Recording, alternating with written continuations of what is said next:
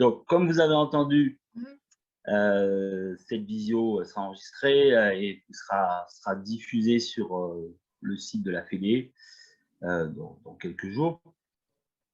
Le choix, quelques mois après le retour de Roman, donc déjà, on va peut-être, je pense que là, tous les gens qui sont présents savent qui est Roman Glotin, ils ont entendu parler de son périple, peut-être même qu'ils l'ont croisé lors de son périple.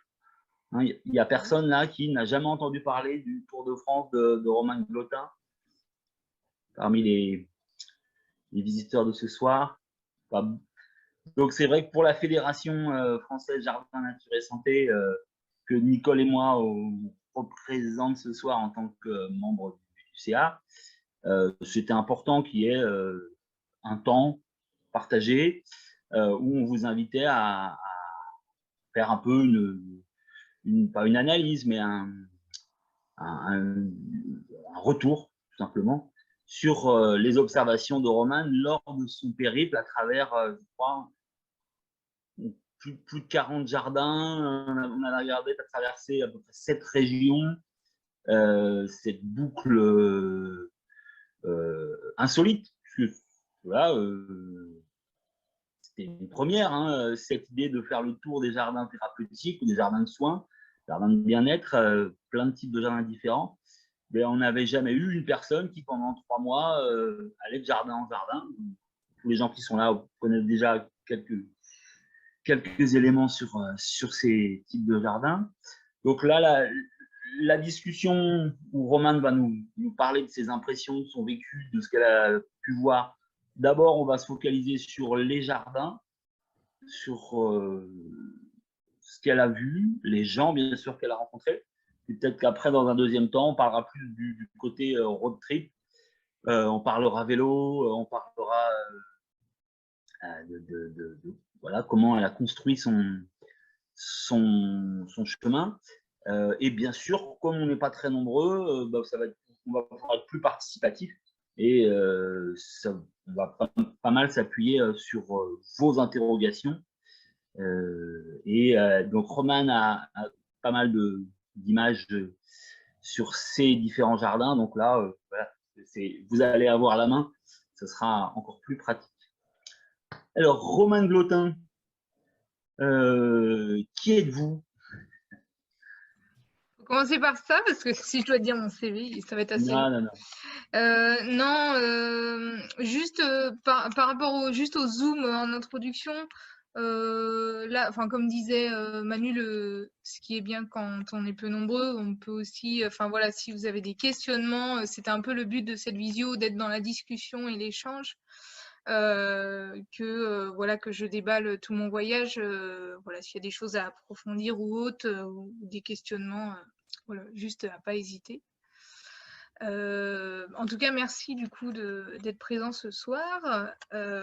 C'est toujours un plaisir d'échanger en tout cas sur les projets que je peux faire autour des jardins de soins. Bon, là, ça partait quand même d'un gros projet, ce Tour de France, et du coup, la fédération a été aussi partenaire de ce projet-là, donc c'était intéressant de pouvoir après faire un retour justement de cette expérience.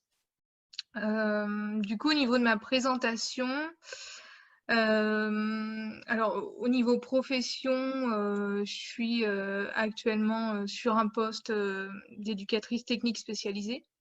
Voilà, dans le végétal, dans un IME, donc auprès d'adolescents qui sont en situation de handicap, donc pas mal de déficiences intellectuelles. Et le but est d'aider plutôt à la réinsertion professionnelle, en tout cas par un atelier.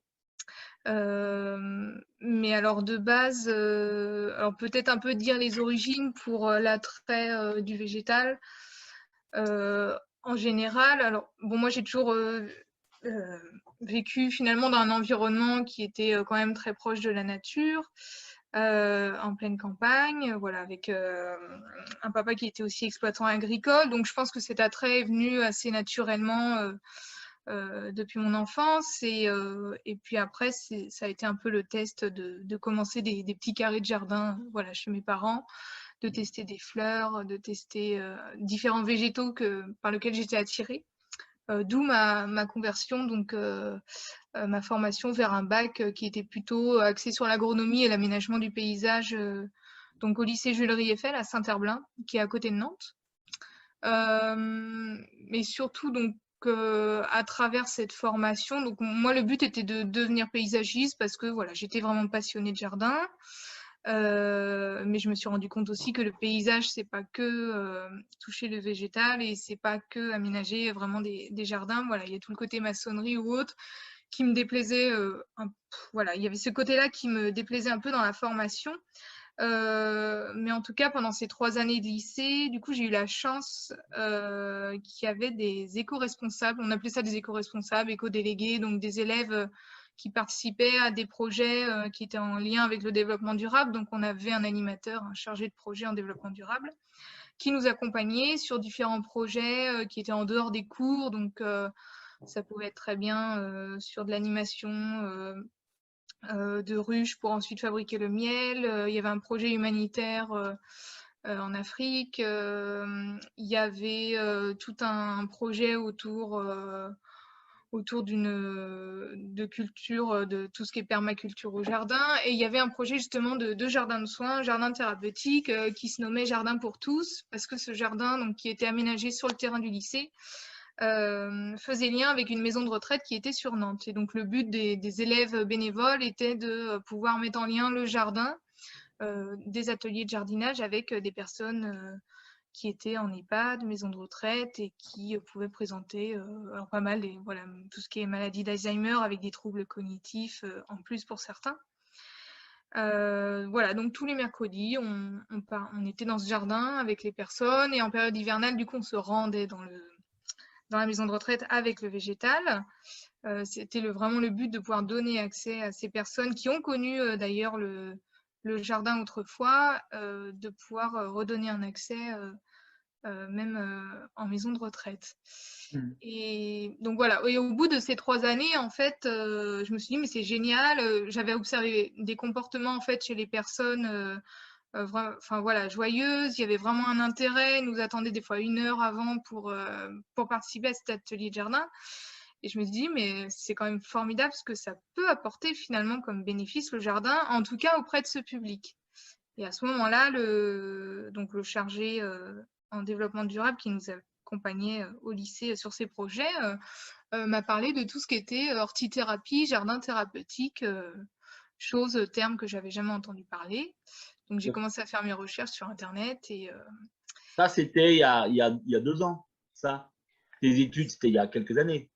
ça, alors mon bac, ça fait presque 10 ans. Hein.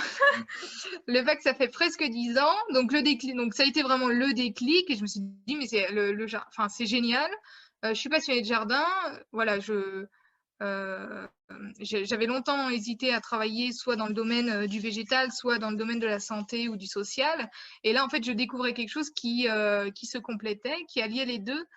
Et donc, ça a été le déclic. Ben, plus tard, je veux faire ça. Je veux relier le jardin pour travailler sur les difficultés voilà, de personnes qui avaient différentes vulnérabilités. Et je me suis dit, mais pourquoi ça ne profiterait pas à d'autres types de publics qui peuvent avoir d'autres vulnérabilités. Et donc, j'ai décidé d'en savoir un peu plus sur le végétal, sur le cycle de vie d'une plante, comment ça fonctionnait. Donc, je suis partie faire un BTS en production horticole au lycée du Fresne à Angers. Voilà, ça a été l'occasion aussi d'approfondir les recherches sur le terme d'hortithérapie, de jardin thérapeutique, et de pouvoir participer notamment à un concours que la Fondation Truffaut proposait à des étudiants dans l'horticulture et le paysage, qui était en lien avec les jardins thérapeutiques justement. Donc j'ai pu en être lauréate et ça m'a vraiment permis ce concours-là d'ouvrir mon réseau en fait, de professionnels mais aussi de passionnés qui étaient déjà dans le domaine à cette époque. Donc beaucoup de découvertes, de rencontres. Et à la suite de ça, j'ai pu faire un service civique sur Le Mans où la mission était d'aménager justement un jardin, donc un foyer de vie pour adultes en situation de handicap mental.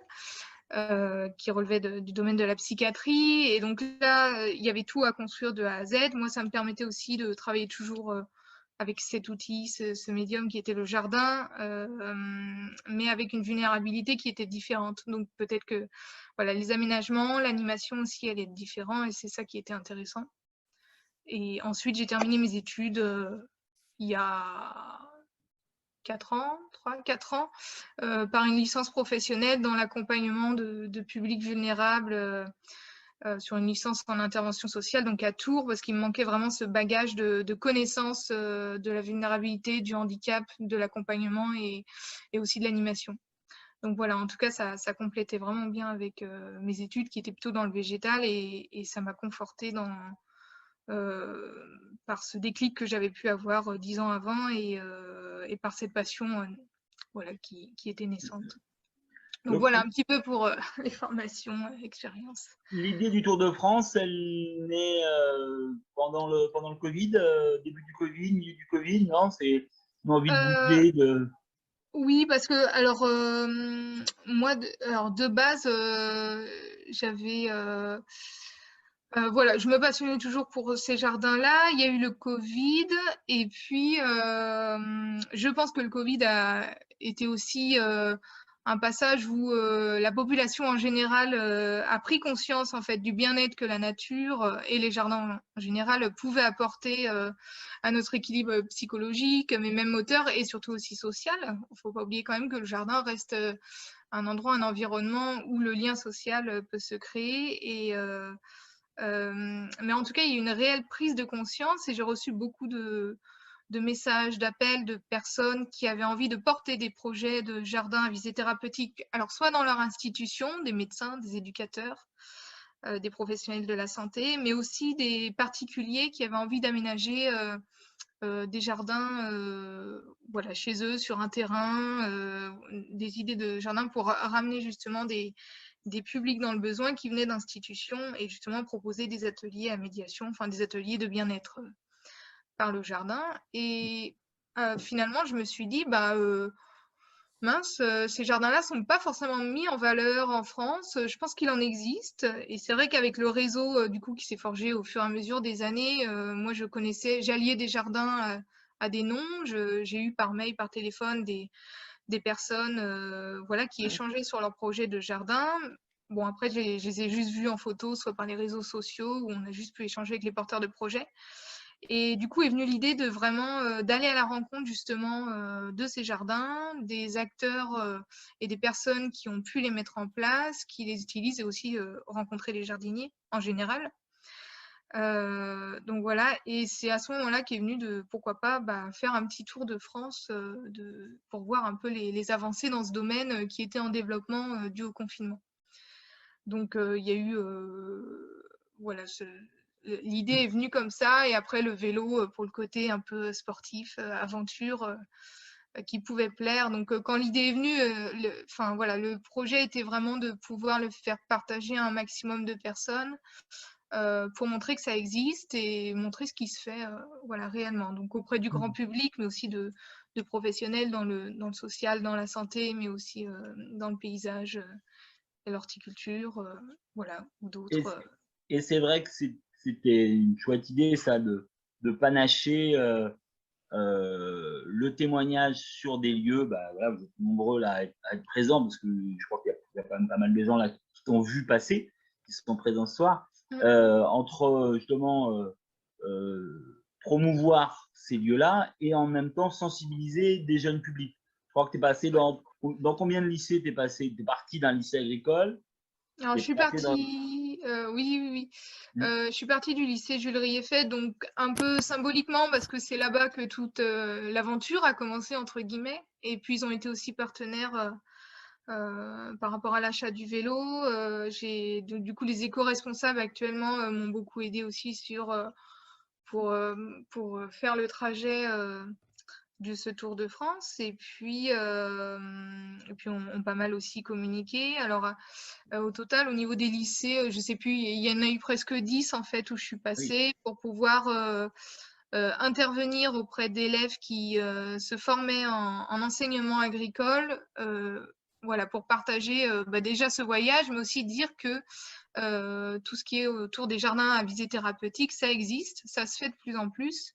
et que je pense que ça peut être une filière aussi professionnelle à en devenir, ou en tout cas des modules qui peuvent s'intégrer dans les formations déjà existantes dans le paysage ou autre. Donc, c'était un peu le... Et en tout cas, c'était des super partages quand j'y suis passée. Ouais, ouais. Voilà, donc on peut témoigner, effectivement, il y a à peu près 90 ou 100 gamins qui ont vu débarquer cette petite gamine là sur son vélo. Forcément, ça interpelle. D'abord, ils se focalisent sur le vélo.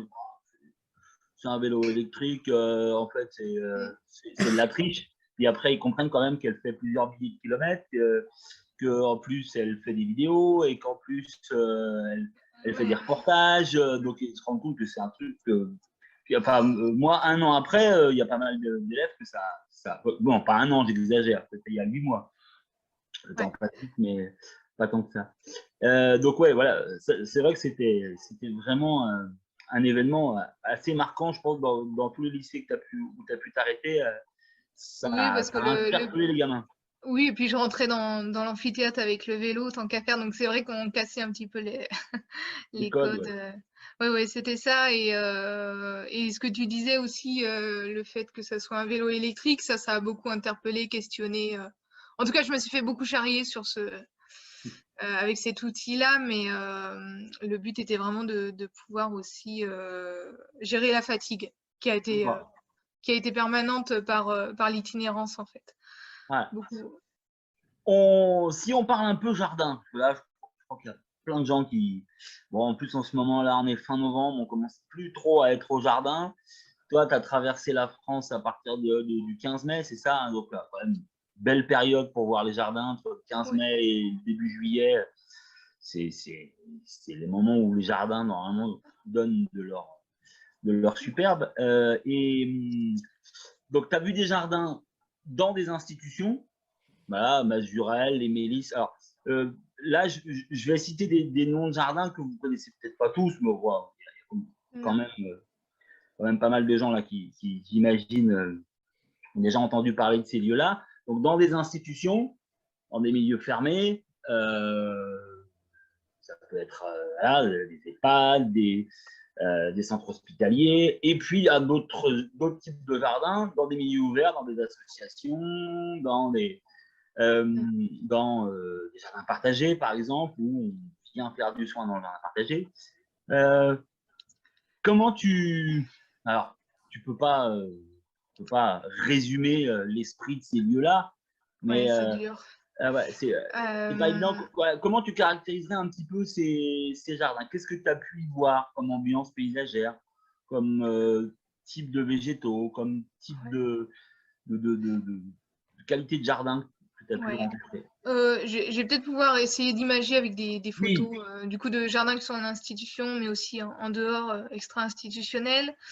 D'abord, en tout cas, ce qui ressort beaucoup, c'est au niveau de la palette végétale, où les végétaux, en tout cas, ceux qui animent ces jardins sont partis sur des végétaux où on travaille beaucoup le sensoriel, voilà, les aromates, voilà, ou qui éveillent les sens tout simplement.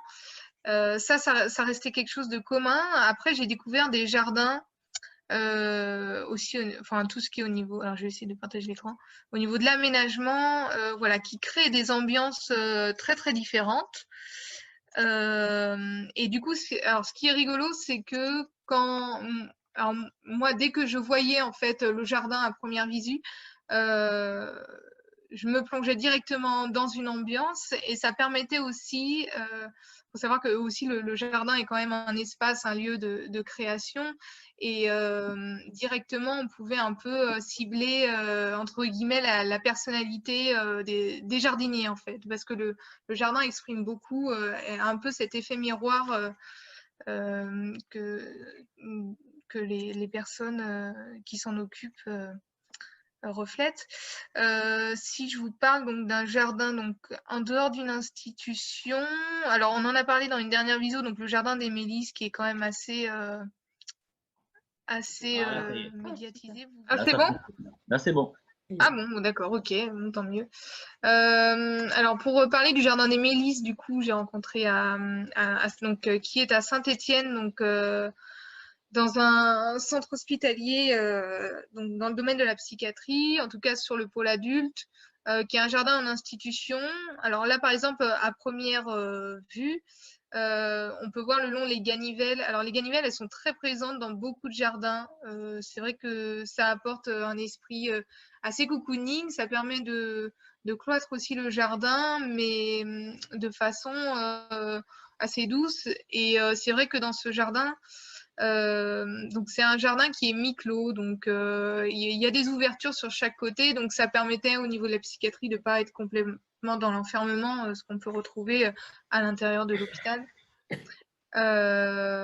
Donc voilà, super jardin, donc avec une serre, avec différentes zones où on peut trouver aussi une pergola. Voilà, et Créé par puis France Crioux, il faut peut-être le dire, créé par France Crioux. oui, créé par France Pringré, qui est du coup qui est médecin paysagiste. Donc à l'initiative de ce jardin-là, c'était quand même Romain Pommier qui était psychiatre en interne, qui avait pu faire appel à France et voilà, qui a pu proposer ce type de jardin. Donc ce qui était intéressant, c'est que bon, pour approfondir un peu plus, par exemple pour ce jardin-là, il y a au moins 1 à 2 séances de médiation végétale par semaine, avec toute une équipe pluridisciplinaire de soignants. Donc il y a des infirmiers, il y a psychiatres, etc. Donc avec des patients où c'est le médecin généraliste voilà, qui leur fait une ordonnance pour aller au jardin. Donc là, le jardin est ancré vraiment dans la vie de l'établissement. Et puis, il y a beaucoup de transmissions qui sont faites. Mais c'est vrai qu'au niveau de la palette, alors pas mal de plantes potagères, de plantes aromatiques, médicinales, qui peuvent créer aussi la surprise et au niveau de la stimulation aussi sensorielle. Donc voilà, ça c'est un type de jardin en institution. Sur les Mélisses, hein, si vous voulez approfondir, il y a eu la visio des amis de Jardin et Santé où Romain était présent, qui est en replay sur le site de Jardin et Santé. Et il y a au moins 10-15 minutes de Romain sur les Mélisses. Hein, Et le site de la fédération. Et sur le site de la Fédé aussi, le lien y est. Ouais, bien sûr. Oui, il y a quand même pas mal de choses sur Internet sur le jardin des Mélisses, qui est quand même un jardin assez incroyable, tant pour l'aménagement et ce qu'il dégage, mais aussi tant pour les valeurs que l'équipe porte pour le bien-être, en tout cas, des patients qu'il côtoie. Et il y a vraiment cet esprit de pouvoir considérer le patient comme n'importe quel jardinier. Je pense que c'est le plus important, en tout cas, dans ces jardins, et c'est ce que j'ai ressenti beaucoup en y passant. Je peux prendre l'exemple du jardin de l'Anjou, voilà, qui a été initié par alors Clara David, qui est présente ce soir d'ailleurs sur la visio. On peut montrer une vue d'ensemble. Alors, elle saurait mieux le dire que moi, hein, mais enfin au niveau de la conception, mais c'est vrai qu'on retrouve encore un peu cet esprit de Ganivelle avec toujours cet abri, cette pergola qui propose un peu. Éperdument amoureuse et admirative d'un immense écrivain incarné par Denis Podalides, un rôle qu'Arnaud Desplechin a écrit pour vous. Il y a quelqu'un qui a laissé allumer sa télévision. C'est Daniel Craig qui a voulu que vous soyez à nouveau Madeleine Swan dans Mourir peut attendre. Je ne sais pas qui c'est. Je crois que c'est Jean-Claude. Ouais, c'est Jean-Claude, je crois. Couper son micro. On souhaitait tous travailler avec vous. Je disais que vous étiez une muse. Ça vous va, non? Je sais pas. Peut-être que Nicole, tu... Ah Voilà. non, c'est bon. Ok. Donc il y a toujours cet esprit de Ganivelle avec cette pergola pour le repos, mais aussi pour se retrouver sur les débuts des ateliers de médiation végétale. Voilà. Et là, au niveau de la conception, c'est vrai que, alors du coup, un peu comme le jardin des Mélisses, c'est assez délimité par des bacs carrés ou rectangles au sol, et puis quelques bacs à hauteur aussi, où du coup, on peut contenir le végétal pour éviter tout ce qui est au niveau de l'entretien. Voilà, au niveau de cet aménagement, mais c'est vrai que ce jardin était encore tout nouveau, donc je pense que le végétal va prendre sa place et l'étoffer davantage. Si je continue dans les jardins en institution, alors un jardin qui est encore différent. Donc ça, c'est le jardin d'Épicure qui est à Maule, donc dans les Yvelines, dans le 78. Où ce qui était assez incroyable, donc là, c'est des personnes qui ont été atteintes d'AVC ou d'accidents de la vie, de la route. Et ce jardin permet vraiment un échappatoire en tout cas. Après, au niveau de l'aménagement, donc c'est Stéphane qui est animateur là-bas, donc qui anime le jardin, qui permet aussi l'entretien et qui a pu Ah, mais c'est pas possible.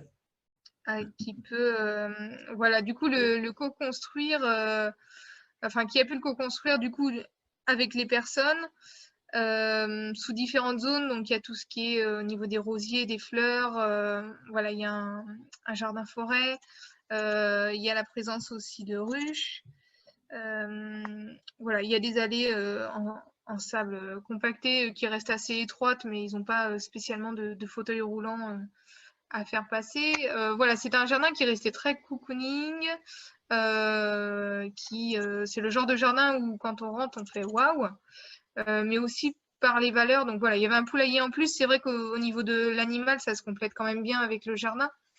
Et surtout pour ces personnes-là, en fait, qui sont des personnes qui ont pu travailler avant leur accident, qui étaient des commerciaux, des chefs d'entreprise ou autres, en fait, qui se retrouvent dans cette voilà, dans cette maison de santé au quotidien. Ça permet vraiment un échappatoire, mais ça permet aussi de se retrouver une utilité, en fait. Tout simplement, il y a eu cette question aussi parce qu'il y avait des personnes quand même qui étaient en déambulateur ou qui pouvaient pas forcément rester trop longtemps debout. Et moi, j'ai posé la première question, voilà, c'était mais où sont les bacs à hauteur? Justement, là, ça aurait pu être bénéfique pour ce type de public. Et les personnes ont pu me dire elles-mêmes qu'elles décidaient de ne pas avoir de bac à hauteur parce que ça leur renvoyait leurs difficultés voilà, dans la face. Et du coup, ce type de jardin avec bac à hauteur, en fait, c'était trop fort. Ça renvoyait vraiment cet effet miroir de leurs difficultés, de leur handicap. Et du coup, c'est vraiment pas ce qu'elles avaient envie. En tout cas, ces jardins en institution permettent vraiment de pouvoir s'échapper du quotidien qui peut être médicalisé parfois, voire très régulièrement. Et aussi, voilà, que ça soit une source de bien-être, de reprise de confiance en soi, mais aussi pour discuter voilà, entre le patient et les soignants de d'autres types de thématiques. Parce que c'est vrai que le jardin, finalement, ça parle quand même à tous, ça reste un socle, on a toujours un souvenir au jardin ou quelque chose qui nous parle par rapport à un arbre, une plante. De base, ça reste notre environnement basique dans lequel on est. Et du coup, forcément, ça parle. Et je pense qu'en tout cas, ces jardins-là en institution permettent un peu voilà, de pouvoir s'échapper et de penser à autre chose. Donc, en tout cas, de casser le quotidien et de pouvoir être en tant que jardinier, en tant qu'homme, femme ou enfant, et pas être en tant que personne en situation de handicap.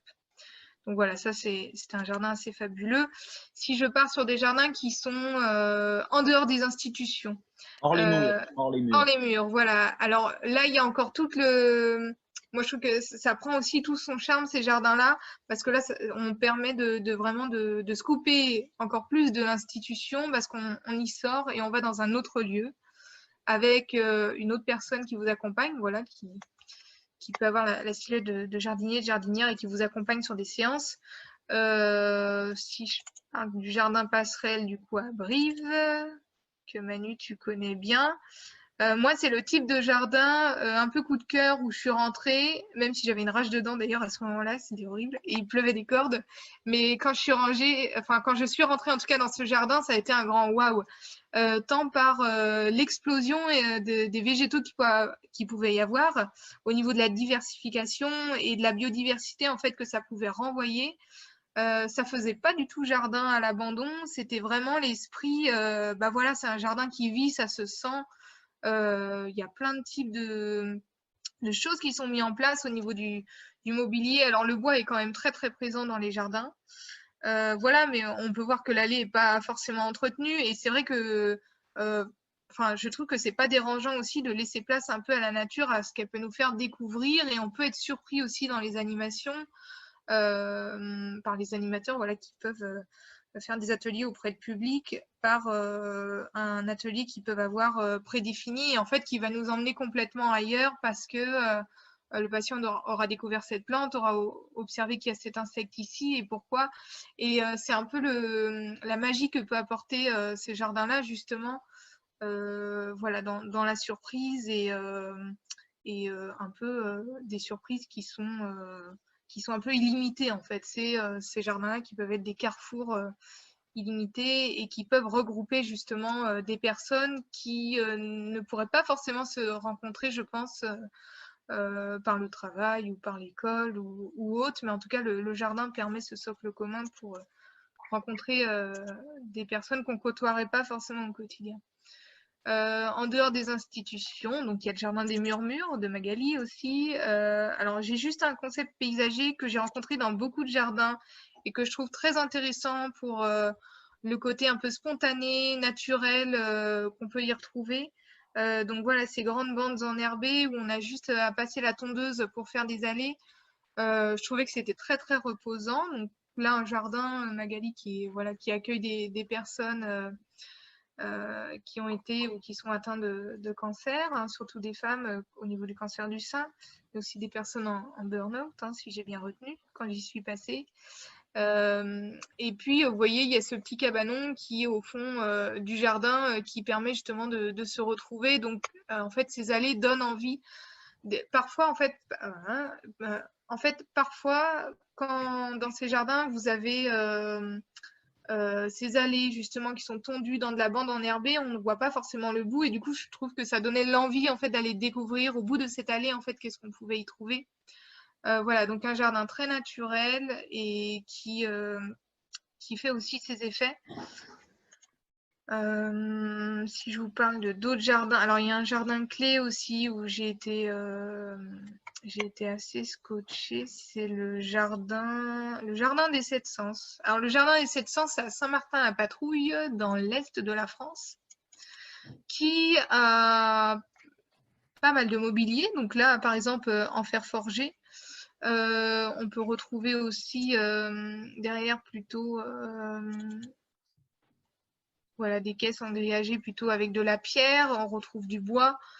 Alors, ce qui était assez incroyable voilà, dans l'aménagement de ce jardin, c'est qu'il y avait beaucoup de choses qui sont mêlées aussi avec tout le côté artistique, le côté musical. Donc, il y a d'autres médiations qui rentrent dans la médiation jardin, qui étaient très complémentaires parce que ce jardin-là accompagnait justement des enfants autistes, atteints de troubles autistiques. Et ce qui était passionnant, c'est que voilà, il est porté par donc c'est une association avec une femme donc Annie qui porte ce projet voilà ici et avec ces deux autres qui sont intervenantes extérieures qui accompagnent des enfants donc aussi ça peut être pour les aidants, donc qui sont les parents, permettre d'avoir un souffle, parce que souvent ce sont des enfants qui n'ont pas pu être placés en institution, ou que les institutions manquent de place en tout cas.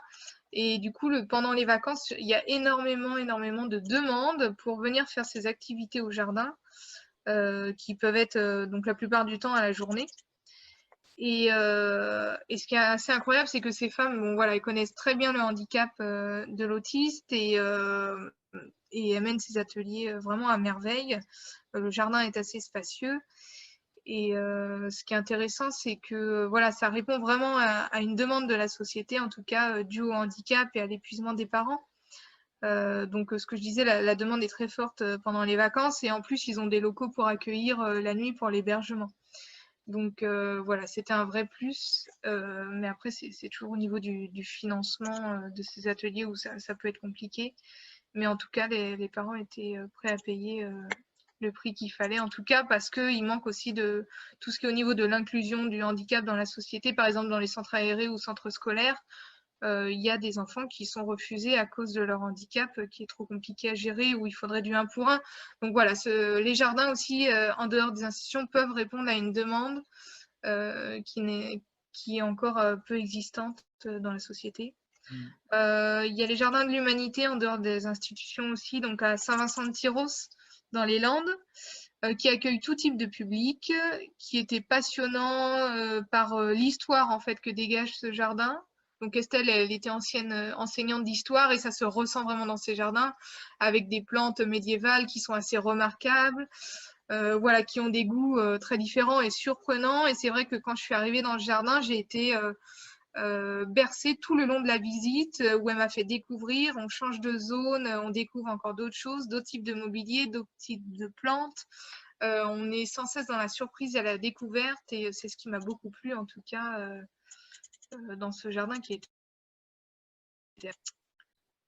Voilà, et on ressent qu'il y a quand même pas mal de créativité. Donc là, par exemple, ce type d'espace, on le pense beaucoup pour travailler tout ce qui est au niveau des sens, des pieds, des mains avec différents composants. J'en ai vu en institution beaucoup des chemins de sens, justement, avec différents matériaux, pierres. Je ne sais pas si j'en ai là, je pense pas. Mais en tout cas, dans ce type de jardin où par exemple il y a ce type de cheminement où les kinés peuvent travailler justement sur la mobilité des personnes à travers les sens ou sur ces chemins, ce qui moi me dérangeait, mais après c'est personnel, c'est que du coup je rentrais dans ces jardins et je voyais, en fait je voyais le handicap des personnes à travers le jardin. Et je pense que la mobilité finalement à travailler, enfin les kinés qui peuvent animer ces ateliers ou par le sensoriel au niveau des pieds, par les cailloux. Je pense que ça peut se faire de différentes manières, mais il faut que ça soit invisible dans le jardin, en fait, je pense, pour pas renvoyer le handicap, en tout cas en pleine figure. C'est surtout ça. Ouais. Ça, c'est vrai que dans ce que tu nous montres, on voit pas ces jardins moches des années 90, 2000, là qu'on voyait avec des équipements. Je ne vais pas Bah, citer, j'oserais pas trop je les vais pas montrer là, parce qu'en citer, plus, il y a le nom des jardins. je vais pas citer de marque, mais Oui. voilà, ces agrès là, avec des paniers de basket pour des vieux de 90 ans, absolument affreux pour faire de la motricité là, avec les ballons.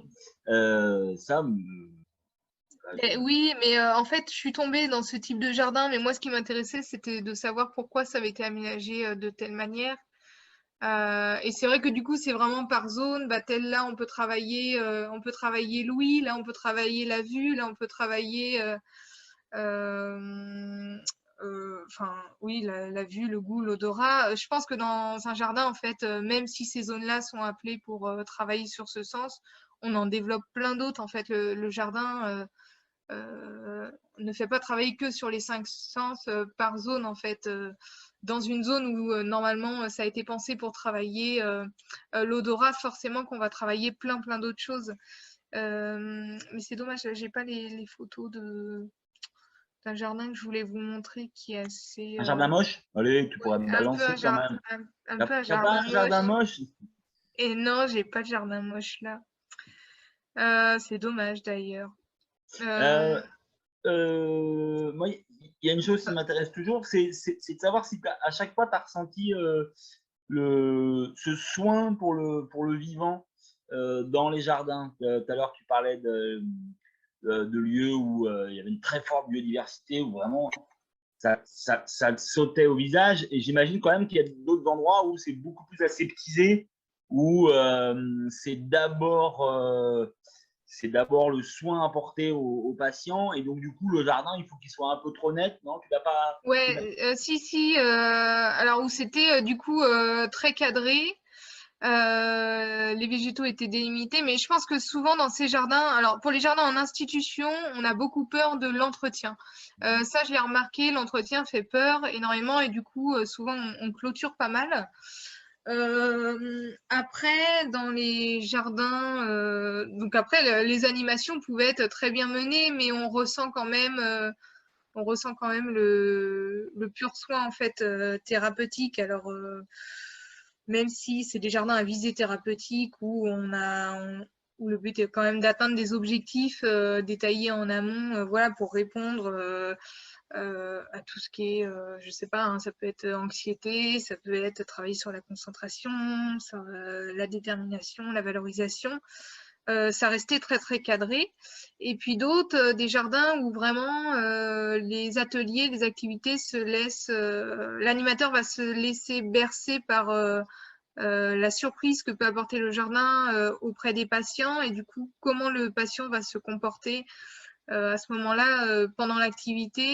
Et du coup, si par exemple, je sais pas, hein, je dis n'importe quoi, je prends l'exemple d'un jardin sur Paris que j'ai pu voir où voilà, les filles, les animatrices avaient vraiment leur protocole d'animation dans la tête. Et finalement, il y a une des patientes qui s'est focalisée sur une coccinelle. Et c'était pas prévu, mais du coup, on allait rebondir sur cette coccinelle. Voilà, qu'est-ce qu'elle peut apporter au jardin et pourquoi elle est sur cette plante. Voilà, et je pense que c'est aussi la capacité des animateurs et des personnes qui mènent justement ces ateliers à pouvoir rebondir et d'où connaître le végétal et le jardin en général. En tout cas, je pense que c'est intéressant de le prendre dans ce sens-là. Mais en même temps, sans oublier les objectifs qui doivent être toujours dans la tête, hein. Je pense au jardin de Vézène. Alors c'est dommage, là j'ai pas les photos, il me semblait que j'en avais. Le jardin de Vézène, qui est un jardin en dehors des institutions, qui accueille tout type de public. Elle, voilà, l'animatrice qui accueille, elle me disait, mais moi, c'est des objectifs généraux et des objectifs détaillés qui sont écrits avant que les personnes viennent justement avec les soignants aux ateliers. Et du coup, quand ils arrivent au jardin, je sais sur quoi je vais travailler avec tel ou tel type de personnes. Mais des fois, ça va être des toutes petites choses. Ça va être juste peut-être lever le regard pour des personnes qui sont en situation de handicap. Et du coup, elle savait où est-ce qu'elle allait, mais si la personne la dirigeait vers autre chose, elle allait suivre finalement sa détermination quoi, au public. Donc, je pense que c'est important aussi de prendre en compte ce que le patient ou la personne a envie quand elle est dans ce jardin et là où elle se sent le plus à l'aise pour se rendre acteur aussi. Je pense que c'est important de ne pas tout diriger son animation comme tout diriger en fait le jardin, le lieu en lui-même. Et de laisser place justement, on est là pour le patient, pour l'accompagner, mais c'est lui qui est acteur, c'est lui qui décide entre guillemets. Et c'était très intéressant ce qu'elle disait parce que elle disait moi finalement je suis pas jardinière en fait, je me sers du jardin pour travailler des choses, mais c'est pas mon métier. J'accompagne vraiment, mais en tout cas j'utilise le jardin pour répondre à des objectifs qui sont assez précis et des fois qui peuvent paraître rien, mais qui sont énormes. En tout cas, pour les soignants qui accompagnent aussi ces personnes-là. Donc ça, c'était vraiment passionnant quand elle en parlait. Et puis, vous avez des jardins. Alors, je parle par exemple d'un jardin. Donc, vous avez des jardins qui sont aussi des jardins de soins de plus en plus qui se font dans des jardins partagés. Donc, je pense que c'est aussi pour... donc, on est beaucoup dans cette politique-là en ce moment de l'inclusion du handicap. Voilà. Et le jardin permet cette inclusion, mais invisible un peu. Je prends l'exemple, on essaye d'inclure un maximum le handicap voilà, dans les écoles, en faisant des classes adaptées, mais du coup, elles sont plus montrées du doigt qu'autre chose. Là, le jardin, en fait, c'est quelque chose qui parle à tous et où on se retrouve en fait égaux dans un environnement qui nous parle tous. Et je pense que c'est vraiment un moyen et un support d'inclusion qui est assez génial. Donc là, par exemple, sur cette parcelle qui paye pas de mine, hein, franchement, qui est dans un jardin partagé à Balma, à côté de Toulouse. C'était une association qui accompagnait des femmes qui avaient des troubles du comportement alimentaire. Et du coup, ils avaient cette petite parcelle de 100 mètres carrés. Et l'animatrice était nutritionniste. Et en fait, dans ce jardin où on va pas forcément s'exclamer en mode waouh, mais parce que voilà, ça paraît un jardin basique, potager, quelques aromatiques. Voilà, il y avait quelques bancs pour se poser. Mais c'était assez impressionnant dans le discours de la nutritionniste, ce qu'elle a pu partager et comment elle amenait le jardin dans l'accompagnement de ces femmes qui avaient des troubles du comportement alimentaire. Voilà, donc elle disait, voilà, nous, on a un jardin potager, donc beaucoup de plantes potagères parce qu'il y a le lien à la nourriture et à l'alimentation qui est quand même la bête noire, en fait, qui est à la base de la maladie. Et du coup, c'était de réapprivoiser justement déjà l'aliment en tant que tel, d'où il vient, et après, qu'est-ce qu'on peut en faire justement. Donc, c'était très alimentaire et elle disait, par exemple, une femme, j'ai eu un groupe de femmes, le but était de planter, alors je sais plus si c'était des petits pois ou autre, ou des haricots. Et le fait en fait de les planter, ça a amené à différents questionnements sur les besoins de la plante. Et des fois, l'arrosage allait être excessif, mais du coup, ça renvoyait à l'alimentation qui était excessive, qu'elle pouvait prendre au quotidien. Pareil, après, quand il y avait... alors, je sais plus à quoi elle avait comparé ça. Alors, je sais plus, c'était par rapport à des carottes ou... alors, j'essaie de réfléchir parce que c'était quand même intéressant. Je sais plus exactement comment elle avait tourné. Ah oui, c'était sur sur du semis justement justement de petits pois ou de haricots en godet, où les femmes allaient mettre une graine par godet, et du coup la diététicienne disait, mais vous savez, vous pouvez mettre 2 ou 3 graines. Et en fait, elle refusait, elle voulait en mettre qu'une parce que c'était trop. Et du coup, la perception, en tout cas de la professionnelle, c'était que ça reflétait un peu comme si quand elle mettait en fait une rondelle de carotte dans leur assiette.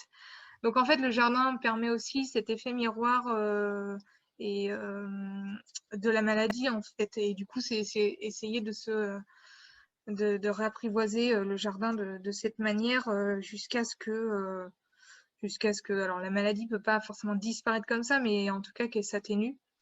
Et laisser place, elle laissait place beaucoup aux femmes si elles n'avaient pas envie de jardiner, mais à rester 2 heures sur le transat à observer, à contempler, il n'y avait pas de souci. Voilà. Il faut aussi permettre alors la pratique du jardinage, mais aussi la contemplation qui est quand même essentielle. Bon, en tout cas, c'était vraiment passionnant. Et dans ces jardins, dans ces 45 jardins, je crois, que tu as pu voir, est-ce que tu as vu beaucoup d'endroits, donc tu as vu plein de types de professionnels différents, des acteurs très différents. Est-ce que tu as vu souvent des gens qui se revendiquaient orthithérapeutes ou pratiquant l'orthithérapie? Est-ce que ce terme-là pour lequel on se bat au sein de la Fédé, hein, pour qu'il ait une vraie légitimité, voilà. Est-ce que ça, tu l'as souvent rencontré ou est-ce que c'est pas encore très présent? Si, je l'ai rencontré, mais plutôt dans les jardins en dehors des institutions. Des personnes qui se revendiquaient orthithérapeutes. Alors là encore, ça va être mon avis, hein, mais pour moi, voilà, il n'y a pas encore de diplôme de formation en France, et orthithérapeute, moi j'entends le mot thérapeute déjà dedans, donc je me dis qu'il faut un diplôme de base thérapeutique ou pas. Est-ce qu'il faut être médecin, est-ce qu'il faut être psychiatre ou autre pour ensuite avoir une formation dans le jardin pour se prétendre orthithérapeute? C'est encore un suspens. Je suis pas pour, je suis pas contre. Mais je pense qu'il y a encore de l'avancement au niveau des formations et de la reconnaissance, en tout cas de ce titre, qui devra, je pense, du coup, là, sur ce coup-là, être assez carré pour voir derrière qu'est-ce qu'il y a sous le nom d'orthithérapeute. Donc, on utilise le jardin, voilà, pour répondre à des objectifs précis. Mais du coup, est-ce qu'il y a des évaluations aussi derrière à effectuer? Parce que les évaluations, elles sont quand même peu présentes aussi dans les jardins que j'ai pu voir. C'est une question que je posais beaucoup, l'évaluation. Pour moi, c'est ce qui rend aussi le jardin à visée thérapeutique. En tout cas, en dehors de la conception et des animations qu'on peut en faire, c'est que derrière, il y a des évaluations, soit qui sont orales, soit qui sont écrites, ou soit en interne dans les institutions. Mais il n'y a pas forcément d'évaluation propre à la médiation par le jardin, en tout cas. Donc voilà, il y a encore de l'avancement à faire au niveau de ça pour ensuite formuler le titre d'orthithérapeute, je pense.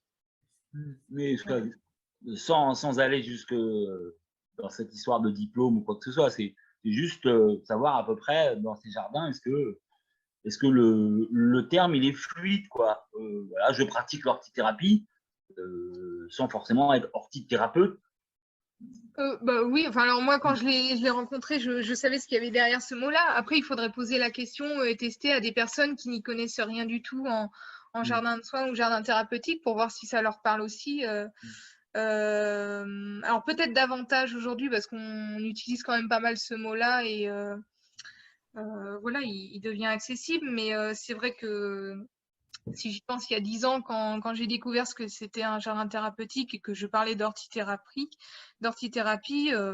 ça parlait pas du tout en fait. Et puis on confondait ça avec les orties qui étaient médicinales. Enfin voilà, tout était mélangé. Et, donc je pense qu'il y a quand même, voilà, ce nom-là commence un petit peu à être davantage connu et utilisé. Et je pense qu'il faut continuer aussi à l'utiliser pour la connaissance auprès du grand public.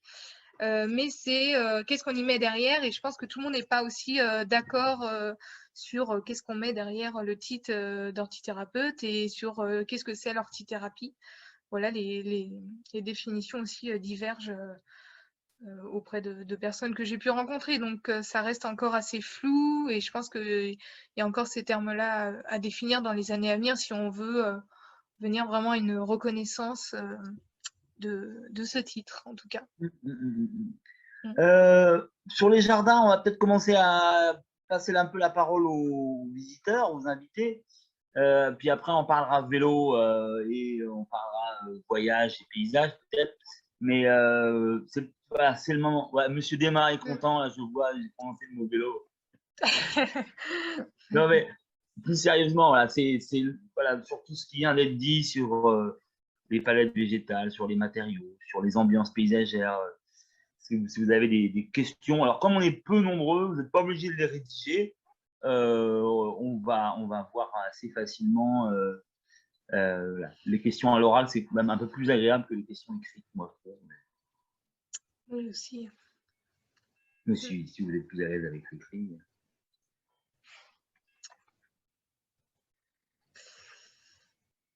Il faut toujours un qui brise la glace. Alors, oui, il n'y a peut-être pas forcément de. Voilà, Hélène, vas-y, ouvre ton micro. Ça y est, je crois qu'on peut t'entendre. Je veux bien me lancer. Moi, l'orthithérapie, c'est quelque chose que je découvre assez récemment, que j'ai découvert assez récemment. Et je suis en reconversion là en M1 de psychologie clinique. Et du coup, je fais mon stage dans un endroit où il y a un jardin parce que je trouve ça absolument passionnant et fabuleux. Et justement, on parlait de diplôme. Sur tous les gens qui ont créé ces jardins, comment eux se sont formés en fait? Est-ce qu'ils sont plutôt côté justement végétal, plutôt côté soignant? Comment ils ont acquis les connaissances qui leur ont permis justement de créer ces jardins et de les animer? Alors là encore, c'était très très différent hein, selon les personnes rencontrées. Il y a des personnes qui, pendant plus de 20 ans, ont été dans l'éducatif, par exemple, ou ont été soignants et du coup manquaient un peu ces outils à médiation dans l'institution. Donc souvent, c'est des personnes qui ont pu développer des jardins en dehors des institutions, mais aussi par passion, en fait, je pense, du jardinage. Beaucoup de bases peuvent être dans l'accompagnement ou le soin et ensuite se former au jardin. C'est plus facile, en tout cas, dans ce sens-là, que dans le sens inverse. Mais sinon, alors beaucoup passionnés par le jardin. Et puis, j'ai rencontré récemment, par exemple, une ergothérapeute qui nous disait bah, le jardin, c'est un outil formidable. On travaille beaucoup de choses avec les patients, etc. Mais par contre, bah, je m'y connais pas assez en jardin, en fait. Donc, parce qu'on était à l'automne à ce moment-là, et parce que je suis repartie faire un tour en Bretagne. Et je lui disais, mais il y a plein de choses à faire au jardin à l'automne. Et elle me disait, bah, je sais pas, en fait, j'y connais pas, il faudrait que je me renseigne. Après, certains sont passés par la formation à Chaumont-sur-Loire de 3 jours qui permet une initiation justement au jardin thérapeutique quand on a un jardin en dehors d'une institution. Après, c'est vrai qu'il y a pas mal de formations qui se développent aussi, alors des associations qui font leur propre formation. Voilà un petit peu, bah, du coup, dû à leur expérience aussi. Et sinon, il y a le DU, hein, à Saint-Étienne, qui vient d'ouvrir sur 1 an sur jardin et santé, enfin, sur le jardin et la santé. Donc voilà, il y a des explosions Nature et un peu. santé. Ouais, Santé et nature. santé et nature. Mais en fait, il y a pas mal de formations qui commencent à éclore à droite à gauche sans vraiment qui est vraiment une formation basique qui regroupe tout. Et en même temps, ça serait compliqué parce que ces jardins-là peuvent être destinés très bien à des enfants qui ont des troubles autistiques, comme à des personnes âgées, comme à des personnes qui sont détenues. Et forcément, l'accompagnement, l'aménagement, les évaluations vont être très, très différentes. Et du coup, le personnel qui accompagne ces personnes ont des diplômes aussi très différents. Il y a des kinés, il y a des psychiatres, il y a des médecins. Il y a aussi des animateurs culturels. Enfin voilà, c'est très très varié. Et souvent, c'est dû à leur expérience d'accompagnement de public en situation de vulnérabilité. Et en plus de cette passion par le jardin, de lecture, de formation dans ce domaine-là. C'est surtout, en tout cas, ce que j'ai ressenti à travers le voyage, hein, par les personnes que j'ai pu rencontrer. Merci. Voilà. Et donc, pour prolonger ta question, Elisabeth, sur le site de la Fédé, il y a un onglet formation. La plupart des gens qu'elle a dû rencontrer, ils sont passés par un des organismes de formation. Soit c'est des organismes privés, des associations qui proposent des formations, soit ça se passe au CFPPA j'ai oublié le nom, UT France, pas de roman, de Nicole, aide-moi. Carpentras, c'est Carpentras. Bien sûr, Chaumont. Bon. Voilà, tu as tout ça sur l'anglais. Et dans la newsletter qui va sortir, je crois, début janvier de la Fédé, il y aura un article sur les formations longues qui existent. Côté jardinier, donc il va y avoir en 2022 la formation jardinier médiateur, et puis il y a aussi la formation qui existe à Romans. Bon, ça là-dessus, si vous allez sur le site de la Fédé, vous voyez un peu où les gens vont se former et se sont formés. Et on a un projet aussi d'essayer de synthétiser, ça fait à peu près, ça fait pas loin de 20 ans, hein, ça doit être quand même, on n'a pas encore cité son nom, mais notre pionnière qui a dû lancer les premières formations, Nicole. La pionnière, c'est pas toi la pionnière hein, de l'ortithérapie, mais c'est au Jardin des Piqûres les premières formations, je sais pas. Non, c'est à Chaumont. En France? En France, bien sûr, je parle en France, oui, excuse-moi. Oui. Ouais. Et donc Chaumont voilà. sont assez connus. À Chaumont, ils sont quand même assez connus pour les formations, mais c'est vrai que. C'est Anne, non, Rib. Oui, pardon, je savais pas citer, bien sûr. Voilà. Mais justement, il y a quand même pas mal de milles, de modules qui s'intègrent justement dans les formations de paysage et en tout cas en enseignement agricole pour aborder ces jardins à visée thérapeutique qui commencent à être une demande aussi en fait des établissements et des personnes qui peuvent être en difficulté, donc avec différents handicaps. Donc c'est une demande qui commence à arriver, d'où les formations qui sont importantes, qui commencent un peu à se mettre en place, mais c'est encore au tâtonnement, mais il y a de l'évolution en tout cas. En tout cas, je le remarque depuis ces années. Oui, qui est en tâtonnement, et le souci est d'arriver justement à avoir cette pluridisciplinalité d'être quand même jardinier, enfin connaître suffisamment la nature pour pouvoir en parler un peu, et puis ce côté soignant, ce côté accompagnant. Et du coup, voilà, il y a le jardin, mais il y a, tu l'as bien vu, la façon dont il vit. Et ça, c'est le côté animation et orthithérapeute. Et on ne peut pas imaginer une formation qui ne serait que du côté du paysage ou que du côté des soignants. D'où la complexité de ces formations, enfin la complexité, la très grande richesse de ces formations, c'est parce que ça mêle plusieurs compétences.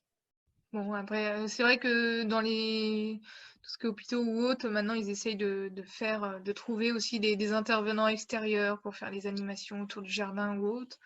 Et en plus, les soignants donc, sont là pour avoir ce côté-là de soignants, d'évaluation, mais en même temps, il y a quelqu'un qui s'y connaît en jardin pour pouvoir animer aussi.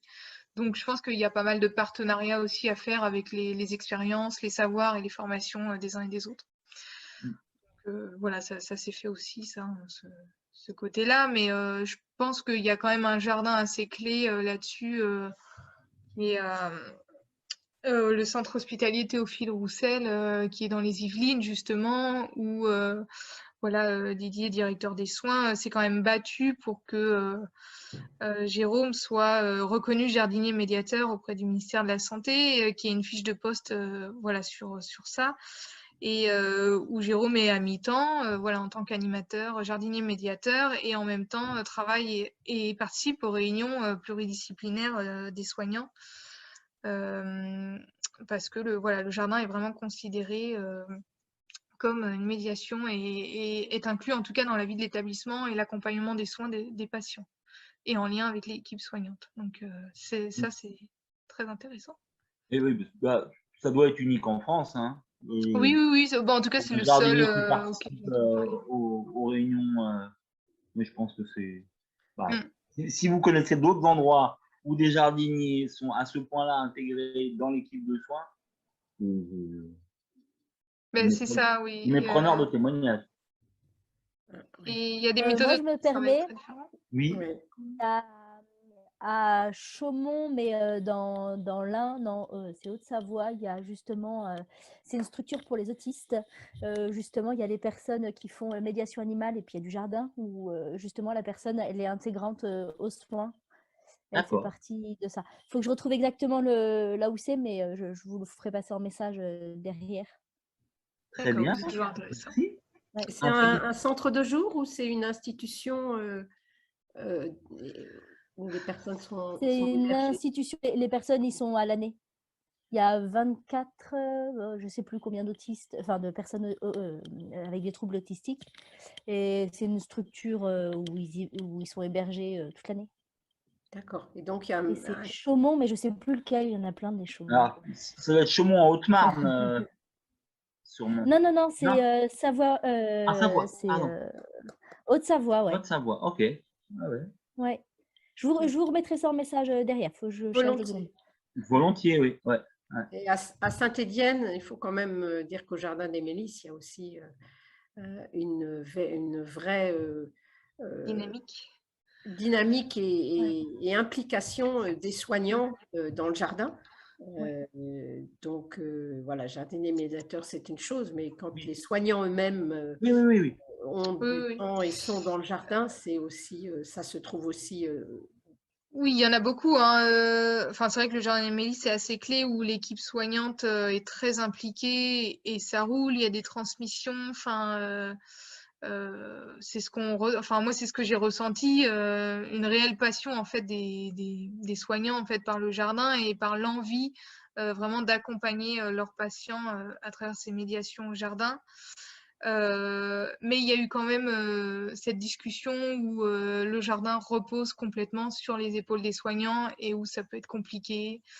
Voilà aussi dans l'institution à porter ce genre de projet, d'où peut-être aussi ce jardin qui reste quand même pas non plus n'est pas non plus sur 2 hectares et c'est assez les végétaux sont voilà clôturés entre guillemets par des bacs en bois au sol.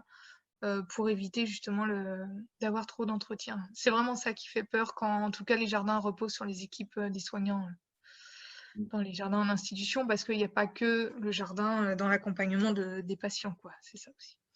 Je me permets d'interroger. J'ai plein de questions.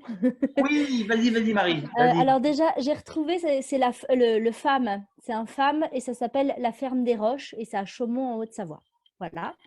Pour l'info, je suis animatrice en EHPAD, je suis passionnée de jardin, j'étais productrice de plantes médicinales avant.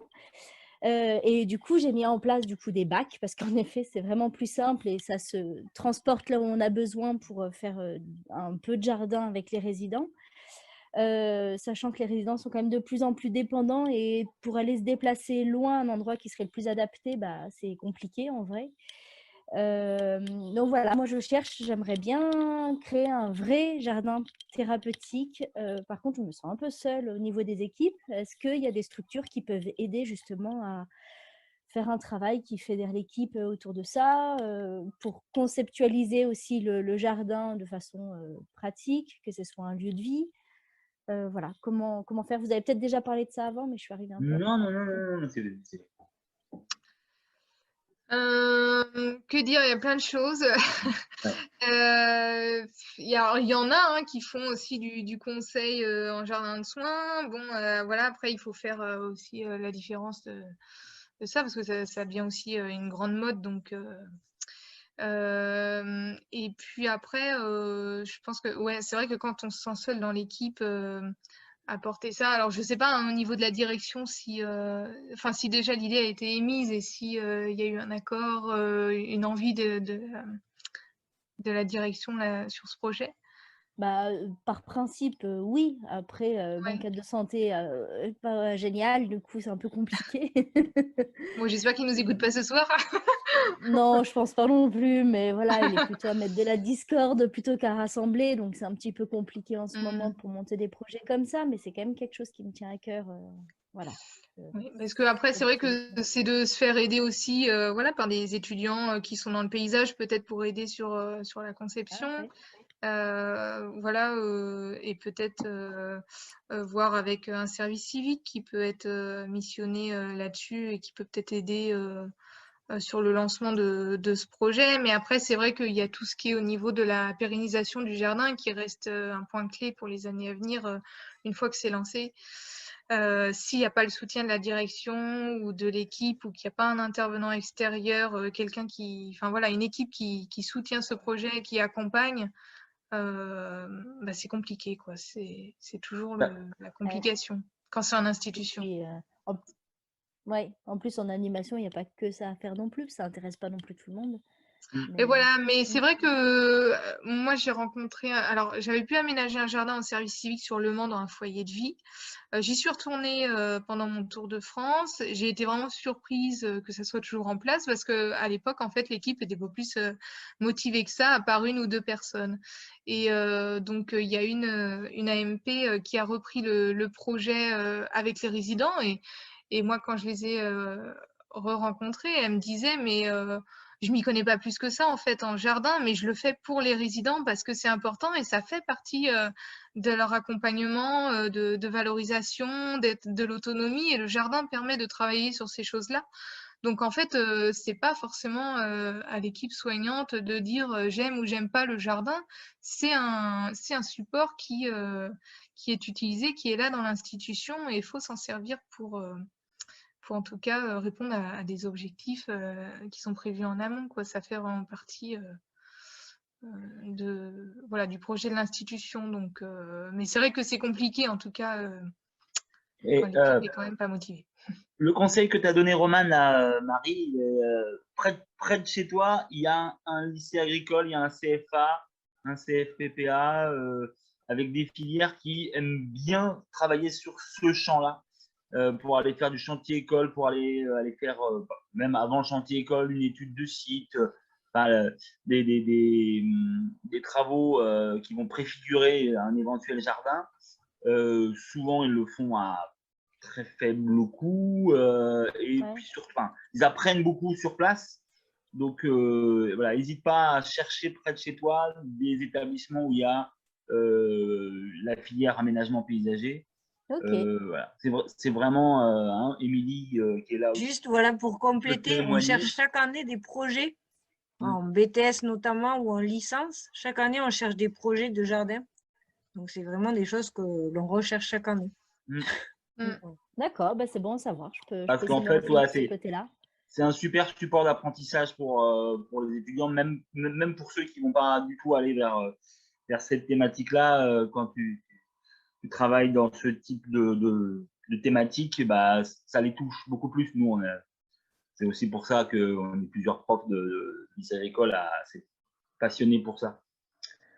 D'autres questions, parce que le temps avance très vite. Est-ce que vous avez d'autres questions à poser à Émilie sur ses jardins, sur ce qu'elle a pu voir, sur… Moi, c'est Romane. Ouais, j'ai dit Émilie. Si on peut répondre toutes les deux, Romane, peut-être. Oui, sur les jardins toulousains. Oui, alors, est-ce qu'il y a des régionalismes? Est-ce qu'il y a non, tu es passé quand même voilà, par 7 régions différentes. Bon, forcément, la palette végétale, elle change quand tu vas très au sud ou quand tu vas vers l'Atlantique, mais est-ce que tu as observé des accents régionaux dans les jardins? C'est ce que j'allais dire. Il y a surtout l'accent qui change. Oui, c'est Ouais. surtout l'accent ou les jeux de mots pain au chocolat ou chocolatine, mais à part ça, dans les jardins, je l'ai pas trop ressenti. Non. Non, pas plus que ça. Il n'y a pas de jardin parisien, de jardin bordelais. Bon, il n'y a que des jardins thérapeutiques. Ouais, Ouais, voilà. mais en fait, il y avait vraiment juste l'accent des locaux qui change. Est-ce que j'ai oublié tout à l'heure de vous partager quand même un jardin assez phare, justement, où je peux parler genre 1 minute, qui est un jardin qui se trouve en maison d'arrêt à Tulle. Et en fait, qui, je pense, a été, je ne sais pas si vous voyez. Non, là, en Mm. petit. Ah, vous l'avez en petit? Oui. Ouais. Bon, bah dommage. Non, mais tant pis. Si ça marche pas, ça marche pas. Donc ça, c'est aussi… Et- Ah, et- voilà.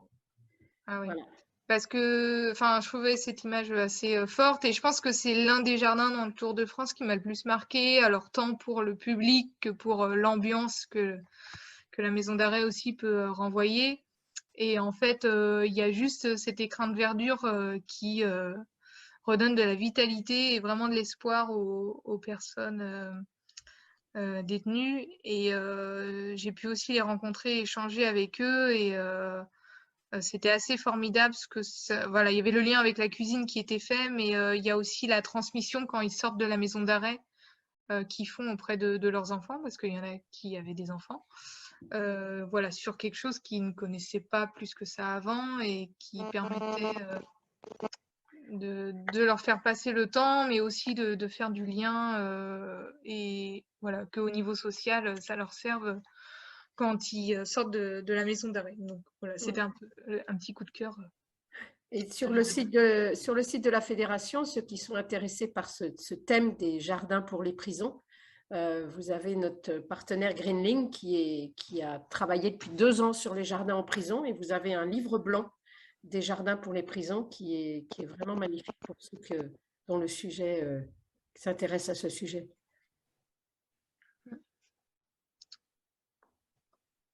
Voilà à peu près pour les jardins. Je suis sûre que j'ai oublié plein de choses à dire en fait, hein, mais bon, voilà. Encore, vas-y. Est-ce que je peux… Oui, vas-y, Manuela. Je suis arrivée en retard, alors peut-être que ça a été évoqué entre-temps. Moi, j'ai découvert ce superbe projet quand j'étais en train d'écrire un DU entre culture et soins. Et justement, moi, j'avais envie d'y rajouter un truc nature en plus dans mon équation culture et soins. Et donc, j'ai découvert le projet. Ben, j'avais venais de terminer mon petit mémoire de DU. Et visiblement, le Tour de France était terminé. Alors, je me posais la question, est-ce que le jardin des Maupassants existe? Est-ce que si je vais à Saint-Nazaire, je peux aller découvrir un jardin? Eh ben non, il y aura juste mon balcon avec une potée ou 2. Mais non, alors le jardin des Maupassants, il n'est pas encore physique. C'est une association que j'ai créée du coup suite à la demande après les confinements que j'ai pu avoir. Et du coup, l'idée de ce Tour de France, donc quand il y a eu l'idée de ce Tour de France, j'ai créé l'association Le Jardin des Maupassants. Voilà, il me fallait aussi un statut associatif pour recevoir des financements, pour avoir un statut, pour pas être particulière tout simplement. C'est un projet, le Jardin des Maupassants, je l'ai en tête depuis 10 ans, depuis que j'ai connu ce sujet-là. Il n'est pas encore créé. J'espère un jour le créer en tant que jardin en dehors d'une institution pour accueillir un maximum de public et les accompagner à travers le jardin et le végétal. Mais pour l'instant, voilà, ça reste une association. Le but de l'association, c'est de montrer un maximum de ces jardins en France. Donc après le Tour de France, il m'est arrivé ponctuellement d'aller dans des jardins pour les valoriser sur les réseaux, parce que je fonctionne pas mal avec les réseaux sociaux. Et puis, ça a été aussi l'occasion de refaire un petit tour en Bretagne. La Bretagne avait été un peu évitée dans le Tour de France, donc j'y suis retournée et j'ai découvert des jardins vraiment formidables avec des personnes et des locaux aussi voilà, super très sympa, très accueillant. Voilà, et puis à côté de ça, ça dépend. Ça peut être aussi genre dans les mots passants, je propose aussi des fois des conférences en école. Ça dépend vraiment de la demande. Et voilà, pour l'instant, il n'est pas encore physique et j'espère un jour, mais je ne suis pas forcément pressée pour autant. Parce qu'un jardin en dehors d'une institution, ça demande de l'énergie, ça demande du temps, ça demande voilà, beaucoup de soi-même et pour l'instant, c'est pas encore le moment. Je continue à m'expérimenter, à découvrir, à rencontrer. Et peut-être quand ça sera un petit peu plus reconnu, je me lancerai. Voilà, j'attends aussi ça. Voilà. Merci. Il y avait la question auquel on n'a pas du tout répondu d'Hélène tout à l'heure. C'est dans les jardins partagés, par quelle organisation les jardiniers et les thérapeutes se retrouvent? Quelle forme ça peut avoir? C'est un rendez-vous hebdomadaire? Oui, souvent, en fait, il y a la location d'une parcelle dans un jardin partagé. Et puis après, souvent, je prends l'exemple à Montpellier, par exemple, où Sonia, là, du coup, elle est à son compte, hein, elle est salariée de son association et elle utilise beaucoup les jardins partagés pour proposer des ateliers d'ortithérapie, de médiation végétale à différents types de publics le public se rejoint au jardin avec elle. Et en même temps, dans le jardin partagé, on peut peut-être rencontrer d'autres personnes, d'autres jardiniers en fait, qui viennent faire leur jardin. Donc ça, c'est pas forcément prévu, mais du coup, c'est aussi très intéressant justement pour davantage, d'inclusion, de partage, d'intergénérationnel aussi. Et puis, ça permet vraiment d'être, de pas montrer ces différences en tant que personne en situation de handicap ou malade ou autre, mais vraiment une singularité, de se sentir aussi jardinier, en fait, comme n'importe quel autre jardinier. Donc, il y a une question. Tu n'as pas encore ouvert ton jardin. Les autres associations que tu as rencontrées arrivent-ils à vivre? C'est une très bonne question là, sur le modèle économique de l'ortithérapie et des jardins de soins. Alors, je vais être rapide là-dessus sur les jardins en dehors des institutions. En général, hein, je ne vais pas spécialiser, mais c'est très, très compliqué d'en vivre. Très, très compliqué. Beaucoup reposent sur des mécènes, sur des dossiers à monter pour avoir des financements. Ce qui permet de les payer, mais du coup, monter des dossiers, ça demande beaucoup de temps aussi.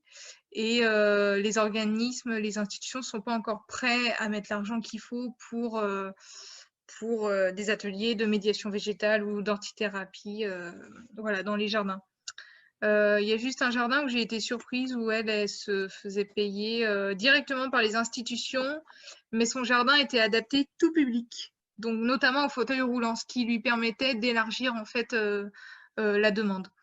Est-ce qu'il y a des jardins qui sont pas forcément adaptés au fauteuil roulant et du coup ça ferme beaucoup d'institutions concrètement et du coup voilà, c'est un peu la problématique, mais il faut savoir que c'est quand même compliqué d'en vivre en dehors parce que ça reste encore aussi novateur et qu'on se demande un peu qu'est-ce qu'il y a derrière ces jardins à visée thérapeutique et voilà, l'inconnu reste toujours un peu troublant. Là-dessus, le témoignage, c'est Emmanuel Buton au Jardin de Vézène. Sur son modèle économique, c'est sur une des visios qui est aussi en ligne, hein, non, je crois, Nicole. Oui, c'est aussi sur le site de la fédération Ressources Table Ronde et vous trouverez. Oui, je l'avais vu, enfin, je l'avais entendu parler, enfin, j'avais assisté à sa première conférence, enfin, la compris-moi, et je l'avais entendu parler et je l'avais effectivement compris que lui, c'était vraiment un jardin public et qu'après, il avait réussi à inviter d'autres intervenants, enfin d'autres personnes pour faire un jardin de Vézène. Ouais, elle a ce projet elle a vraiment ce projet par passion et du coup son jardin est par zone, mais il est très bien conçu pour éviter. Enfin voilà, elle croule pas non plus sous l'épuisement du fait de l'entretenir ou autre, parce que voilà, il est très bien aménagé, il est adapté pour les fauteuils roulants, donc ça lui permet d'ouvrir à beaucoup de types d'institutions. Et ce qui est assez intéressant, c'est qu'elle me dit, voilà, elle a une association où elle peut avoir de l'argent justement pour l'entretien du jardin, et elle est aussi auto-entrepreneur où elle se fait payer directement par les institutions. Et je lui dis, mais je croyais que les institutions n'avaient pas de sous. Et en fait, elle me dit, mais bien sûr que si, ils en ont des sous s'ils veulent. Et par exemple, des fois, elle reçoit des appels pour des écoles et elle refuse les écoles, en fait, ou les centres aérés parce que son jardin n'est pas un jardin pédagogique ou ludique, c'est un jardin à visée thérapeutique et éducatif. Et du coup, j'ai trouvé vraiment sa démarche intéressante. Elle refuse même des établissements, alors qu'il y a d'autres institutions qui peuvent être en dehors, qui prendraient en fait n'importe quoi parce qu'il n'y a pas assez de personnes qui y viendraient. Mais je pense qu'il voilà, il y a la démarche aussi, la réflexion de l'aménagement du jardin et du modèle économique qui est pas mal à réfléchir en amont justement. Et que je puisse noter, c'est qui? Donc Emmanuel Luton, alors les jardins de Vézène, qui est à Leilly-en-Val, pas très loin d'Orléans.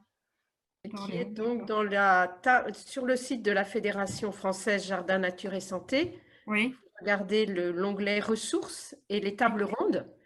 Et c'est une table ronde qui était en février. D'accord. Février 2020, je crois. D'accord. Mais de toute façon, vous pouvez regarder toutes les tables rondes, c'est très intéressant. Oui, ok. Je suis assez étonnée de la remarque on parle d'inclusion, de plus en plus d'inclusion. Moi, je suis convaincue que c'est important. Et en même temps, ne pas ouvrir à des écoles qui justement... je suis étonnée de vouloir absolument mettre des étiquettes sur chaque jardin, chaque manière de faire. La journée n'a que 24 heures. Et quand vous avez votre emploi du temps et que vous avez suffisamment de demandes pour avoir des groupes toute la semaine, il y a un moment où vous devez décider de ce que vous faites. Et voilà, un jardin pédagogique avec des enfants, c'est autre chose. C'est autre chose.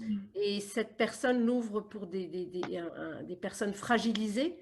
Et voilà, quand elle a des demandes qu'elle peut se permettre de choisir, en tout cas, c'est sa façon de voir de choisir. Oui, c'est un choix individuel. Enfin, je veux dire, pour moi, l'un n'empêche pas l'autre, c'est peut-être pas les mêmes publics. Alors, je suis médiatrice culturelle, donc passer d'un public à un autre, c'est quelque chose qui est un peu mon métier.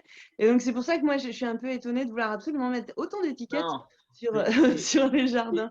C'est par rapport à un contexte quand même particulier. Quand c'est chez toi, oui, c'est un choix individuel. Voilà, tu ne peux pas bien faire les deux. C'est-à-dire que quand tu vas accueillir le public à ton domicile sur le jardin que tu as aménagé chez toi, si tu veux bien faire ce travail-là d'accompagnement par le soin, tu ne peux pas dire on va faire venir les colos dans le jardin. C'est forcément, il y a un moment donné où ça va. Ça passe pas, c'est pour ça. Mais après, si tu as une grosse association... En fait, je pensais à ça parce que moi, je fais partie d'une association sur pour promouvoir aussi les forest schools, donc l'éducation en nature. Et l'idée, c'est justement pas forcément beaucoup d'aménagement. Donc, du coup, pour moi, ça ne me semble pas incompatible, vraiment pas.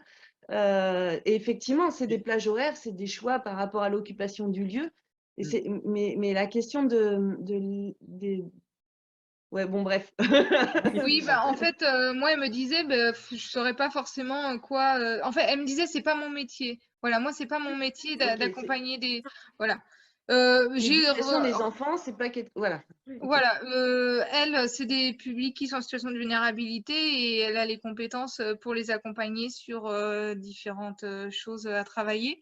Après, il y a eu d'autres jardins où ils accueillent tout le monde. C'est très, très différent. Mais sa remarque n'était pas forcément inintéressante dans le sens où si un jour, pour la reconnaissance, s'il y a une reconnaissance au niveau du jardin thérapeutique, peut-être que voilà, il faut aussi passer par là. Voilà, je n'ai pas trop d'avis là-dessus, mais en tout cas, voilà, la diversité des jardins et aussi les gens, quoi. qu'ils ont pu partager leur vision, elles étaient vraiment toutes intéressantes. Moi, j'avais mon avis, mais je l'ai laissé parler. Je posais beaucoup de questions et je laissé parler. Du coup, ça permet de voir un peu comment chacun travaille aussi. C'est chouette de savoir qu'il y a des formes différentes entre de l'associatif et, Mm. et de la personne qui fait ça chez elle aussi. Enfin, je trouve ça génial de se dire qu'il y a plein de formats différents, quoi. C'est ça. Oui, oui, oui. Et dans les institutions, etc. Pour terminer, voyager un petit peu, il y a Rémi Desmas qui te demande si ce Tour de France t'a donné envie d'aller voir, parce qu'on n'est pas forcément en avance sur ce sujet-là, hein, la France. On est même plutôt là, au milieu de peloton, voire un peu derrière. Référence cyclistique. Un tour d'Argentine ou un tour du Japon ou un tour du Québec, ça ne te tenterait pas? Bah si, mais déjà, il faut parler l'anglais. Je suis vraiment une bille en anglais, c'est une catastrophe. L'espagnol, je m'en sors mieux. Mais bon, du coup, après le Tour de France, le retour a été assez compliqué, surtout quand on est en itinérance pendant 2 mois et demi où voilà, on a le coup de blues du retour du voyage. Donc, à l'automne, au mois d'octobre, je suis repartie à vélo faire un petit tour de Bretagne. Voilà, où j'ai eu un super accueil et j'ai encore fait des découvertes de jardins de soins et de super personnes. Et là, du coup, je viens de signer un CDI, donc je me rends paf. Mais j'espère bien pouvoir... en tout cas, ça me tenterait beaucoup, hein, tout ce qui est Canada, où quand même les formations, les jardins, enfin la culture est différente aussi, où ce sujet-là est quand même pas mal développé, même au niveau du Japon ou des pays anglo-saxons. Après, il faut aussi voilà, avoir le temps. Ça demande quand même beaucoup d'organisation. Déjà, rien qu'un tour en France, ça a été 7 mois de préparation. Enfin, ça a été un travail énorme. Mais bien sûr qu'on a toujours l'envie de repartir parce que c'est vrai que le voyage solo comme ça à vélo, en fait, on doit rien à personne et du coup, on est un peu dans sa bulle et je sais pas, il y a cette sorte de liberté du coup qui vous prend un peu aux tripes et en fait qui vous quitte pas même quand le voyage est terminé et même plusieurs mois après. Donc ça a été une belle découverte et j'ai été assez impressionnée aussi par ce que le corps physiquement mais aussi intellectuellement peut accumuler. Parce que c'est vrai que bon, il y avait le côté vélo, même électrique, de base, il avait été choisi pour gérer la fatigue, mais c'est vrai que l'itinérance est quand même assez épuisante. Et moi, j'allais dans les jardins pour rencontrer des personnes, donc il fallait un petit peu aussi quand même entamer la discussion. Et j'étais là pour découvrir et échanger et tout ça. Et c'est vrai que bon, voilà, des fois, il y a des soirées qui se terminent à 23h30, minuit. Le lendemain, il faut se réveiller pour repartir sur le vélo. Donc, c'est vrai qu'il y avait cette gestion de la fatigue, mais qui est assez aussi porteuse et qui devient quand même en fait comme une addiction. Et c'est vrai que rien qu'à vous en parler, j'ai envie de repartir là. Mais c'est vrai que, bon, pour l'instant, je ne suis pas bloquée. Mais c'est vrai que pendant mes vacances, j'espère pouvoir continuer. En tout cas, le voyage à vélo est... Enfin, c'est un super outil en tout cas pour voyager. Ouais. Alors, quand tu seras la bienvenue en Belgique, c'est moins loin que l'Argentine ou le Japon. Il y a quand même quelques jardins thérapeutiques et moi, j'adore voyager à vélo. Donc, si tu veux, on fera un morceau de la route Ah ensemble. bah super. Ah bah carrément. Je suis carrément partante. Oui, surtout que tu n'as pas beaucoup été dans le nord de la France, donc c'est... Voilà, Non. c'est faisable. Hein. C'est faisable, oui. Bon, en Belgique francophone. En Belgique francophone. Parce qu'en Belgique néerlandophone, on va avoir un problème de langue. Bah, moi, ça m'arrange pour la langue. Parce que c'est vrai quand même à visiter. Ça serait vraiment chouette. Bah, écoutez, c'est Non, sur si ce que je crois qu'il est 21h40 que Oui. déjà je vais arrêter l'enregistrement en vous remerciant beaucoup de votre présence et Romane et Emmanuel d'avoir eu cette idée et mené à bien ce projet.